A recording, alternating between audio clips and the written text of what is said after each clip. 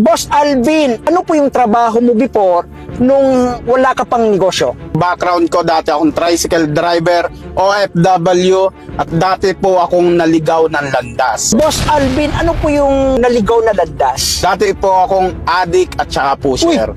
Dati kang adik? Yes. At saka puser? Yes. Pero thankful and grateful sa Panginoon. Kasi bakit?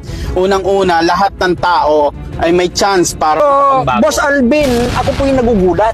Dahil dati kang user, dati kang puser. Sa buhay kasi ng isang tao, darating at darating yung oras ng pagbabago. Ano po yung pinagkukunan mo ng hugot para mabago yung buhay mo? Unang-una, lumapit sa Panginoon. Okay? Nabigyan niya ako ng opportunity na makakapagpabago sa buhay ko. Nakita ko ang mga anak ko. Yung future nila.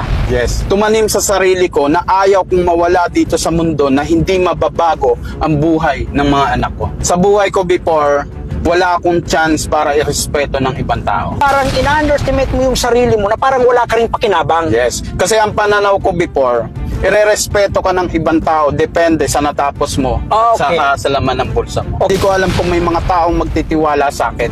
Hindi ko alam kung may mga taong maniniwala sa akin. Pero dahil nandyan ang Panginoon, hindi niya ako pinabayaan. Yung po yung nagbigay sa'yo para po hawakan yung negosyo. Ilang libo yung under sa organization mo na hinahawakan mo ngayon? 13,000. 13,000.